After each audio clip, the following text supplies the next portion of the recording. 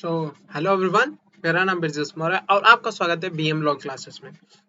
आज हम पढ़ेंगे फॉर्मेशन ऑफ एलएलपी जो है chapter 5 of security of setting up business and entity and closure.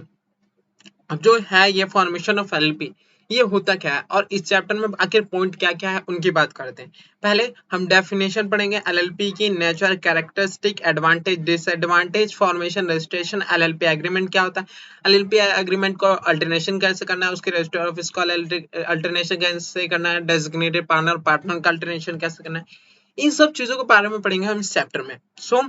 Start करने से पहले अगर आपने इस चैनल को सब्सक्राइब नहीं करा सो प्लीज सब्सक्राइब कर लीजिए और बेल आइकन को दबाना ना भूलिए जिससे आपको रेगुलर अपडेट मिलती रहे।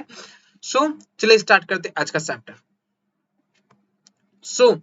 पहले अगर स्टार्ट करने से बात करूं पहले तो अगर आपने सुना होगा एक पार्टनरशिप फॉर्म होता है जो गवर्न होता है इंडियन पार्टनरशिप एक्ट 1932, और जो लिमिटेड लायबिलिटी पार्टनरशिप है वो जो गवर्न होती है वो होती है लिमिटेड लायबिलिटी पार्टनरशिप एक्ट 2008। अब इन दोनों में पार्टनरशिप फॉर्म तो वो भी है एक तरफ से पार्टनरशिप फॉर्म, मगर सबसे बड़ा डिफरेंट ये है कि इसमें कि जो लिमिटेड लायबिलिटी पार्टनरशिप फॉर्म होती है उसमें जो लायबिलिटी होती है पार्टनर्स की वो होती है लिमिटेड। इट मींस अगर कोई कंपनी को नुकसान होता है, डेट कंपनी के नुकसान होता है, लायबिलिटी होती है कंपनी की, वो शेयर होल्डर या पार्टनरशिप जो पार्टनर है उन्हें पे नहीं करना पड़ेगा।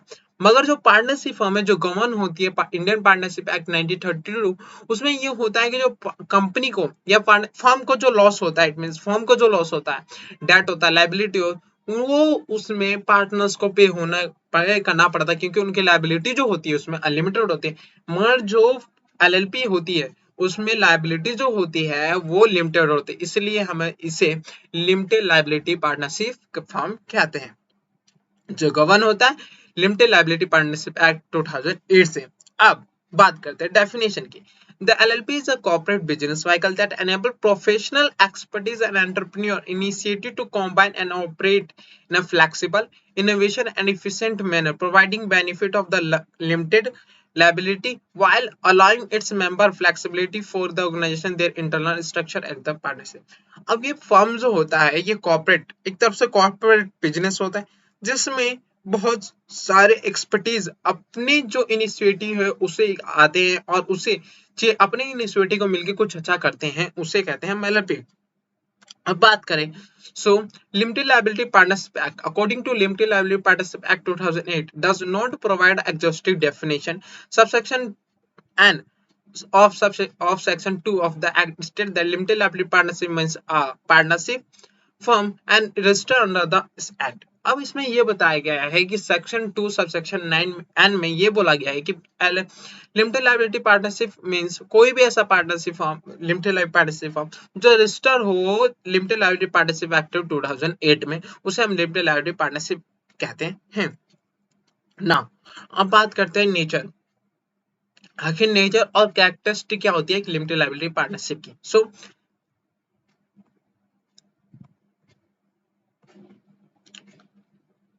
पहले LLP is a body corporate having a separate entity from its partner and perpetual succession। इस सबसे पहला बात जो LLP होती है वो रजिस्टर होती है कहाँ, limited liability partnership act 1990 limited liability partnership act 2008। अब ये रजिस्टर जब होती है इसे जब रजिस्टर हो जाती है ये एक सीपरेट एंटिटी कहलाने लगती है, इसमें कॉर्पोरेट पर्सनैलिटी हो जाती है फ्रॉम इट्स मेंबर। अब जब ये रजिस्टर हो जाती है तो एक एलएलपी अलग हो जाती है और इसके पार्टनर अलग हो जाते हैं। इट मींस इसीलिए बोला जाता है कि जो लायबिलिटी है एक कंपनी एक फर्म की, पार्टनरशिप फर्म की, उसे पार्टनर को पे नहीं करना क्योंकि ये सेपरेट हो जाते हैं आफ्टर रजिस्टर इन एलएलपी एक्ट। और एक परपेचुअल सक्सेशन भी होती है क्योंकि अगर कंपनी के मेंबर्स, डायरेक्टर, डेजिग्नेटेड पार्टनर किसी की भी डेथ हो जाती है, कोई भी छोड़ के चला जाता है, उसे कंपनी के चलने पे, कंपनी के काम पे कोई असर नहीं होता, कंपनी वैसे ही चलती रहेगी। आखिर तभी भी कभी भी किसी भी पार्टनर की डेथ हो जाए, किसी भी डेजिग्नेटेड पार्टनर की डेथ हो जाए, कोई फर्क नहीं पड़ता। Perpetual succession. Now LLP is India governed by the Limited Liability Partnership Act 2000 and thereof a provision Indian Partnership Act are not applicable। Simple बताया गया है कि जो रजिस्टर होता है लिमिटेड लाइबिलिटी पार्टनरशिप एक्ट में 2008 में, उसके ही प्रोविजन एप्लीकेबल होंगे एलएलपी पे, ना कि इंडियन पार्टनरशिप एक्ट 1932 के एप्लीकेबल होंगे। Now every limited liability partnership will use the word limited liability partnership or its acronym LLP as the last word of its name।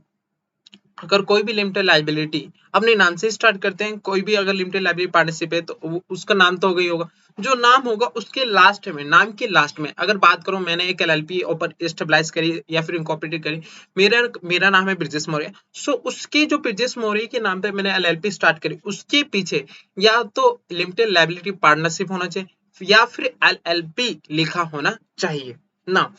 LLP result is of agreement between the partner and mutual right and duty of partner of LLP determined by the said agreement subject to provision of LLP Act 2008। अब ये बताया गया जो LLP है वो result of agreement है, agreement बनने के बाद ही एक LLP एस्टेब्लिश करी जाती है।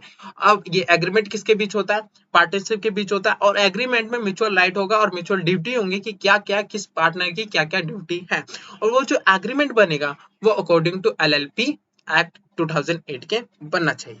Now the LLP being a separate legal entity liable for its, जैसा मैंने इसमें सिंपल से पढ़ते ही पता चल गया, सेपरेट लीगल एंटिटी, इसमें यही बताया गया है कि with the liability of partner limited only the amount of contribution by just like ही company, no partner will be individually liable for a wrongful act of other partner। However, if the LLP was formed for the purpose of defrauding creditor or for any other fraudulent purpose, then liability of member who had the knowledge will be unlimited। अब इसमें ये बताया गया कि separate legal entity के कारण जो भी असेट्स है वो कंपनी को होंगे और कंपनी ही लायबल होगी अपने डेट के, और कोई भी एक पार्टनर अगर गलती करता है तो उसके लिए दूसरा पार्टनर लायबल नहीं होगा। मगर अगर कोई एलएलपी स्टेबलाइज ही करी जाती है, फॉर्म ही करी जाती है for the purpose of fraudulent purpose, so उसमें जितने भी पार्टनर को नॉलेज होगा कि हम इस पर्पस फ्रॉडलेंट या गलत तरीके से हमने फॉर्म करी है अपनी एलएलपी, सो उसमें उन लोगों की लाइबिलिटी अगर अनलिमिटेड हो जाएगी अगर कंपनी की डेट या लाइबिलिटी बचती है पे करने के लिए। Now, there must be at least two designated partner in every LLP of whom one shall be resident in India। अब जैसे डायरेक्टर होते हैं हमारे में, डायरेक्टर होते हैं किसी कंपनी में, उसमें पब्लिक कंपनी की बात करें तो 3, प्राइवेट कंपनी की बात करें तो 2 एंड वन पर्पस कंपनी की बात करें तो 1। सो वैसे ही हर एक एलएलपी में मिनिमम 2 डेजिग्नेटेड पार्टनर होने चाहिए। ये भी एक डायरेक्टर की तरह वर्क करते हैं, और जो डायरेक्टर है इट मीन जो डेजिग्नेटेड पार्टनर है उसमें से एक पार्टनर जरूर रेजिडेंट ऑफ इंडिया का होना चाहिए, रेजिडेंट इन इंडिया होना चाहिए। अब resident India means it mean simple कि कोई भी पर्सन अगर प्रीवियस ईयर में 182 या 182 डे से ज्यादा दिन के लिए स्टे करता है इन इंडिया में, उसे हम रेजिडेंट इन इंडिया कहते हैं ना। Every LLP shall maintain annual account to show its true and state of affairs. It must be prepare statement of account and solvency every year and file the register। जो LLP है वो अपना annual return जरूर बनाएगी, हाँ annual account जरूर बनाएगी, उसमें जो अफेयर्स है वो बिल्कुल सही तरीके से ट्रू एंड फेयर लिखेगी और उस स्टेटमेंट को हर साल रजिस्ट्रार के पास जरूर फाइल करेगी ना। The government may whenever think fit investigate into affairs of LLP by appointing competent inspector। जब चाहे तब एलएलपी में इन्वेस्टिगेट करा जा सकता है या फिर उसके अफेयर्स को इन्वेस्टिगेट करा जाता है। जब चाहे तब सेंट्रल गवर्नमेंट जब चाहे तब वो एक अपॉइंट करेगी इंस्पेक्टर को, वो इन्वेस्टिगेट करेगा एलएलपी के अफेयर्स को ना। A firm, private company or listed public company have the option to convert itself into a LLP as per the provision of Act। Upon such conversion, the registrar will issue certificate to that effect after the issue of certificate of registration. All property of firm or a company, all assets or right obligation related to company shall be vested in the LLP so form and the form of the company stand dissolve। अब ये बताया गया कि कोई भी private या unlisted public company है, जो लिस्टेड है उसे छोड़ के, इट मीन जो लिस्टेड है, जो रिकॉग्नाइज्ड स्टॉक एक्सचेंज पे लिस्टेड है, उसे छोड़ के कोई भी फर्म है, कोई भी प्राइवेट कंपनी है या फिर कोई भी अनलिस्टेड पब्लिक कंपनी है, अगर वो चाहती है कि मैं कन्वर्ट हो जाऊं एलएलपी पे, किसमें, एलएलपी में, it means limited liability partnership में, वो कन्वर्ट हो सकती है, मगर उसे प्रोविजन फॉलो करने पड़ेंगे किसके, कंपनी एक्ट के, और कंपनी एक्ट के प्रोविजन फॉलो करते ही करते अगर कंपनी जब कंपनी कन्वर्ट जाती है एलएलपी में, तो जो उसके भी असेट्स लायबिलिटी जो भी है वो एलएलपी की तरह ट्रीट करे जाएंगे, वो गवर्न होने लगेगी एलएलपी एक्ट के अकॉर्डिंग, और जो कंपनी है वो डिसॉल्व हो जाएगी। सिंपल ना। Like company and LLP can be wound up either voluntary or tribunal established under the Company Act 2013। जैसे हम कंपनी वॉलंटरी भी वाउंड अप हो सकती है और बाय ट्रिब्यूनल भी वाउंड अप हो सकती है, सो वैसी ही एक एलएलपी भी वाउंड अप हो सकती है according to company act. LLP Act also enable the central government to apply the provision of Company Act whenever it think fit। LLP Act comply करता है कि अगर LLP जो है वो LLP एक्ट को अप्लाई कर ही सकती है और कंपनी एक्ट को भी कंप्लाई कर सकती है जब जब जरूरत पड़ेगी। अब बात करते हैं एडवांटेज ऑफ एलएलपी। अब हमने एलएलपी एस्टेब्लिश कर लिया, फॉर्म कर ली, तो उसके क्या क्या एडवांटेज होंगे। इजी टू फॉर्म, ज्यादा प्रोसीजर की जरूरत नहीं है, इसलिए इसे इजी टू फॉर्म एस्टेब्लिश करना बहुत आसान हो जाता है। सेकंड, लायबिलिटी, लायबिलिटी हर एक पार्टनर की लिमिटेड लायबिलिटी है, तो सो उसमें ये फायदा रहता है कि जो पार्टनर है उन्हें अपने पास से पैसा नहीं देना पड़ता कंपनी की गलती के लिए, है ना। परपेचुअल सक्सेशन, जैसे मैंने बताया कि कंपनी को अफेक्टेड किसी से भी अफेक्टेड नहीं हो सकता, अगर किसी पार्टनर की डेथ हो जाए, किसी मेंबर की डेथ हो जाए, कंपनी चलती ही रहेगी। और वो कंपनी कैसे बंद हो सकती है, केवल अकॉर्डिंग टू लॉ बंद हो सकती है और किसी तरीके से बंद नहीं हो सकती फ्रॉम या through affected of the partner. Management of company, all LLP has a partner who on the manage the business. This is a different private limited company whose director may be different from the shareholder. Now, transferability, easy of transferability of ownership. There is no restriction appointing, joining and leaving the LLP। यहाँ कोई भी restriction नहीं है, जब चाहे कोई join कर सकता है एलएलपी को, जब चाहे कोई भी लीव कर सकता है एलएलपी को। टैक्सेशन, जो टैक्सेशन है इट मींस एलएलपी जो है उसे डिविडेंड डिस्ट्रीब्यूशन टैक्स नहीं देना पड़ता। अब वैसे अगर मैं बात करूं नाउ डेज की, तो जब से अमेंडमेंट हुआ है फाइनेंस एक्ट 2020 आया, तब से तो 20 आया, उससे तो हट ही गया है कि डिविडेंड डिस्ट्रीब्यूशन टैक्स का हमने झंझट ही खत्म कर दिया है। वैसे भी अगर है तो दिया, हम पढ़ेंगे। वैसे टैक्सेशन नहीं लगता एलएलपी को, डिविडेंड डिस्ट्रीब्यूशन का टैक्सेशन नहीं लगता एलएलपी को। Now, no compulsory audit required, जरूरी नहीं हो कि हम अपने ऑडिट जो बना है, इट मीन अकाउंट अपने बनाए हैं, जो फाइनेंशियल स्टेटमेंट बनाया है, प्रॉफिट लॉस का, उसे ऑडिट कर, मगर कब ऑडिट करवाने की जरूरत पड़ती है, in case of there is no mandatory or required, the audit is required only in those cases where the turnover of company exceed the 40 lakh rupees. जब किसी भी एलएलपी की कितना टर्नओवर कितना जाता है, 40 लाख रुपीस, उससे ज्यादा जाता है, और where the contribution exceed of 25 lakh. अब कंट्रीब्यूशन क्या है, जो पार्टनर है, एक पार्टनर लिमिटेड पार्टनरशिप फर्म का, उन्होंने कितना अपना कंट्रीब्यूट किया, अपनी कैपिटल कितनी लगाई है, वो कंट्रीब्यूशन अगर एग्रीगेट देखा जाए तो एग्रीगेट जो है वो 25 लाख से ज्यादा जाता है, टर्नओवर 40 लाख से ज्यादा जाता है, तो इस मींस उसे ऑडिट करवाना, एक चार्टेड अकाउंटेंट से ऑडिट करवाना कंपलसरी हो जाता है ना। फिर कंप्लायंस रिक्वायरमेंट, एलएलपी को बहुत कम और चीप मतलब कम पैसे में ही कंप्लायंस करने होते, ज्यादा जरूर झंझट नहीं होती। फ्लेक्सिबल एग्रीमेंट, जब चाहे तब चेंज करे जा सकते हैं उसके एग्रीमेंट, जब चाहे किसी के पार्टनर के राइट चेंज करे जा सकते हैं, जब चाहे किसी के भी ड्यूटी चेंज करे जा सकते हैं। इजी टू वाउंड अप, जैसा बताया गया कि एक एलएलपी वाउंड अप हो सकती है कि अपने आप भी या फिर ट्रिब्यूनल के अकॉर्डिंग, बस ये होगा कि प्रोविजन उसे फॉलो करना पड़ेगा कंपनी एक्ट 2013 के। नाउ, अब बात करते हैं disadvantage of LLP. Restriction access to capital market, सबसे बड़ा डिसएडवांटेज यही है एक एलएलपी का, क्या कि अगर उसे पैसे की जरूरत पड़ती है, अगर उसे फंड रेज करवाने हैं, तो वो पब्लिक के पास नहीं जा सकती। ये नहीं बोल सकती कि पब्लिक को कि अब मैं आपको शेयर इश्यू कर रहा हूं और आप मुझे उसके बदले फंड अमाउंट दे दीजिए, ऐसा नहीं हो सकता। यही पता चलता है कि restricted to access capital market, it means इसके जो सिक्योरिटी होती है वो लिस्टेड नहीं हो सकते स्टॉक एक्सचेंज में, और ये फंड रेज नहीं कर सकते through the by the public through the prospectus। Right of the partner, LLP can be structured in such a way that no one partner has a more right than other।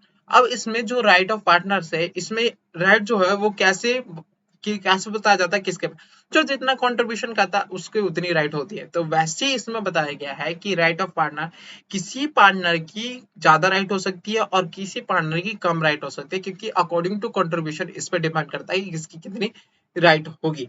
Public disclosure of LLP information, अब जब LLP LLP है उसे अपनी information L1 return financial statement registrar को file करने पड़ते हैं हर साल। जब फाइल करा तो इसका मतलब जो एनुअल स्टेटमेंट एनुअल रिटर्न होता है फाइल स्टेटमेंट ये क्या होता है public document.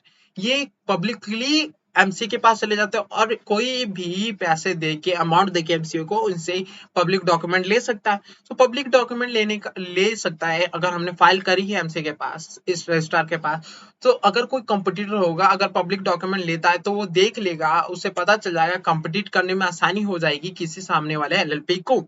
Now limited formation of LLP. अब LLP cannot form be single person, a non-resident India and foreign national willing to form LLP in India must have one person resident in India act as a designated partner। अब जो LLP है कोई एक person उसे form नहीं कर सकता। जैसे वन पर्सन कंपनी कोई भी वन पर्सन उसे फॉर्म कर सकता मगर एलएलपी नहीं हो सकता। टू या टू से ज्यादा लोग ही किसी एलएलपी को फॉर्म कर सकते हैं। अब अगर कोई नॉन रेजिडेंट चाहे कि एलएलपी फॉर्म करना चाहे तो कर सकता है मगर उसमें एक पर्सन जो है वो रेजिडेंट इन इंडिया होना चाहिए और वो उसी में फॉर्म कर सकता है जहां 100% एफडीआई अलाउड है। उन्हीं सेक्टर में फॉर्म कर सकता है स्टेबलाइज कर सकता है जहां 100% एफडीआई अलाउड है। Offence and penalty. LLP Act do provide for non-compliance on the procedural matter such as delay in e-form on one has to be pay default fee for every day for which default is continuous. Such default be would be pay a rate of rupee 100 per after the expiry of a date filling of the period of 300 days. The offence can be resulted in the through the payment fine or through the final imprisonment of offender. Now, exit of option are not easy for LLP default in filing. अगर annual file करने में financial statement file करने में problem करता है कोई भी LLP to the registrar with the registrar so उसे एग्जिट अपॉर्चुनिटी इट मींस उसे वार्न अप होने में प्रॉब्लम होगी वो एग्जिट अपॉर्चुनिटी नहीं ले सकता जब तक उसे फाइल नहीं कर सकता उस चीज को सुधार नहीं देता। Then limitation in external commercial borrowing. अगर हम चाहते कि रेज कर ले फंड बाहर के लोगों से एक्सेप्ट इंडिया इट मींस अगर चाहता हूं मैं यूएसए से पैसा ला सकूं मांग सकूं बोरिंग कर सकूं तो मैं नहीं कर सकता क्योंकि एक्सटर्नल कमर्शियल बोरिंग हमारे लिए लिमिटेशन लगी हुई है ना। अब बात करता हूं प्रोसीजर फॉर इनकॉर्पोरेशन। अगर किसी भी एलएलपी को इनकॉर्पोरेट करवानी है सॉरी उसमें लिमिटेड लाइबिलिटी पार्टनरशिप एक्ट 2000 तो उसका प्रोसीजर क्या होगा उसकी बात करते हैं। First procedure DSC and DIA. अब ये डीएससी क्या होता है डिजिटल सिग्नेचर सर्टिफिकेट और डीआईए। अब जो डेजिग्नेटेड पार्टनर है इट मींस डेजिग्नेटेड पार्टनर अगर वो नए हैं तो उन्हें दो चीज ऑब्टेन करनी पड़ती है। पहला digital certificate digital signature certificate दूसरा डायरेक्ट आइडेंटिफिकेशन नंबर ये दोनों ऑब्टेन करनी पड़ती है। अब वो कैसे करेंगे तो any person propose to become a designated partner in new LLP have to make application through form FILIP FILLIP an application for allotment of DIN or up to two designated partners shall be filled in form FILIP with the registrar in a case of proposed designated partner not having approved DI। जिसके पास DI नहीं है वो FILIP form भर के through the registrar obtain कर सकता है या ऑब्टेन कर सकता है डायरेक्ट आइडेंटिफिकेशन नंबर और digital signature. Now new reservation अगर नेम रिजर्वेशन अगर हम एलएलपी चाहते तो हम नेम अपना रिजर्वेशन करवाएंगे कि हम इस नाम से अपनी एलएलपी स्टार्ट करेंगे। उसके लिए हमें फॉर्म भरना पड़ता है LLP run for the setting available reservation of the name and name can be propose to be in form FiLLiP an application for incorporation of LLP या फिर वो एलएलपी रन जैसे हम एक कंपनी को करते तो रन फॉर्म भर के अपना रिजर्व करवाते वैसे ही एक एलएलपी रन फॉर्म भर सकता है या फिर उसमें spice plus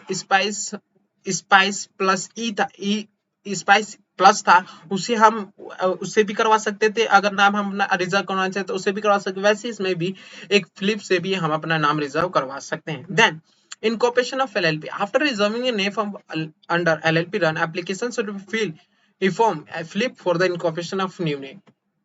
Then e-form Philip contain the detail of LLP proposed to be incorporated as partner, designated partner, detail consent of partner, designated partner to act as a partner or designated partner. On overall of the form, the RC will issue certificate of incorporation। ये सब चीजें होने के बाद LLP flip form भरने के बाद जो आरओसी है वो सर्टिफिकेट ऑफ इनकॉर्पोरेशन इशू करेगी। Then with the registrar examining of the form Flip, find there is a necessity to call for further information, or find such application or document to be defective or incomplete in any respect shall give intimation to the applicant to remove the defect and resubmit the e-form within a 15 day from the date of such some intimation given by the registrar. अगर registrar को लगता है कि ये इन्होंने document नहीं सही दिए हैं या फिर पूरा डॉक्यूमेंट नहीं है या फिर डिफेक्टिव है, तो वो जिसने वो फाइल करे था रजिस्टर के पास उन्हें बोलेगी कि आप इस गलती को हटा दे या फिर रीसबमिट कर दे आप डॉक्यूमेंट को जो मैं बोल रहा हूँ, और वो विद इन 15 डे में हो जानी चाहिए जब मैंने इंटीमेशन दी है। उसके बाद भी अगर रिसबमिशन नहीं कर पाते, रिसबमिशन करने के बाद भी रिसबमिशन करने के बाद भी अगर अभी भी गलती होती है तो 15 डे और दिया जाता है उन एलएलपी को कि आप अपनी गलती फिर से सुधार सकते हैं। नाउ अब बात करते हैं document to attach with FiLLiP. अब फ्लिप फॉर्म बनना इनकॉर्पोरेशन के लिए तो कौन कौन से डॉक्यूमेंट अटैच करने पड़ेंगे। Now consent of partner, proof of address of register office, subscriber sheet, detail of LLP, copy of approval, identity address of proof of individual acting a partner or designated partner, list of main object, name of purpose, no objection of forum body corporate, ये सारे document हमें attach करने पड़ेंगे flip के संग। Now LLP agreement, क्या बोला था कि जब एग्रीमेंट बनता है तभी एक एलएलपी स्टेबलाइज फॉर्म होती है। Result of LLP is a result of agreement. Now, after incorporation of LP, the parties should execute LLP agreement and copy of executed agreement is required to fill with the ROC in E-Form 3 within 13 days from the date of incorporation LP. जब incorporation हो जाती है LLP तो हमें agreement बनाते हैं, agreement बनाने के बाद एक्सिक्यूट करते हैं, एग्रीमेंट बनाने के बाद उसे फाइल करते हैं आरओसी के पास within 13 day in form 3 में। Now according to section 2 subsection 1 clause O of limited liability partnership act define is under limited liability LLP agreement means any written agreement between the partner of a limited liability partnership or between the limited liability partnership and its partner determining mutual right and the duty of partner and their right and duty in relation to limited liability partnership। अब जो agreement है LLP agreement है ये duty और rights बताता है between the partner और LLP partnership form और पार्टनर के बीच की ड्यूटी बताता है, राइट बताता है क्या होने चाहिए, वो उसे कहते हैं LLP agreement. Now the compulsory to make execute LLP within a 13 day from the incorporation of LLP। जब LLP incorporation हो जाती है within a 30 day हमें execute कर लेना होता है LLP agreement। Now अब एसेंशियल क्लोज, कुछ क्लोज दे रखे हैं LLP एग्रीमेंट में क्या क्या क्लोज होने चाहिए, ये आप भी पढ़ सकते हैं बड़े प्यार से, इसमें कुछ नहीं दे रखा।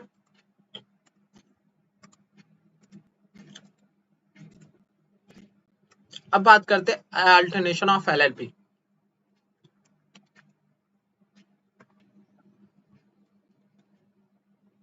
अब बात करते हैं अल्टरनेशन टू LLP एग्रीमेंट। अगर हम चाहते हैं कि अपनी LLP एग्रीमेंट जो हमने बनाई है एग्जीक्यूट करी है उसमें कुछ चेंजेस लाए तो कैसे चेंजेस ला सकते हैं। The limited liability partnership agreement is a charter of LLP similar to memorandum of association and article of association। जो किसी प्राइवेट या पब्लिक कंपनी में हम मेमोरेंडम ऑफ एसोसिएशन और आर्टिकल ऑफ एसोसिएशन बनाते हैं वैसी एक लिमिटेड लायबिलिटी पार्टनरशिप एग्रीमेंट भी होता है। It defines scope and extent of the limited liability partnership operation as well as the right, duty and obligation of partner। Alternating the agreement can be done passing a special resolution।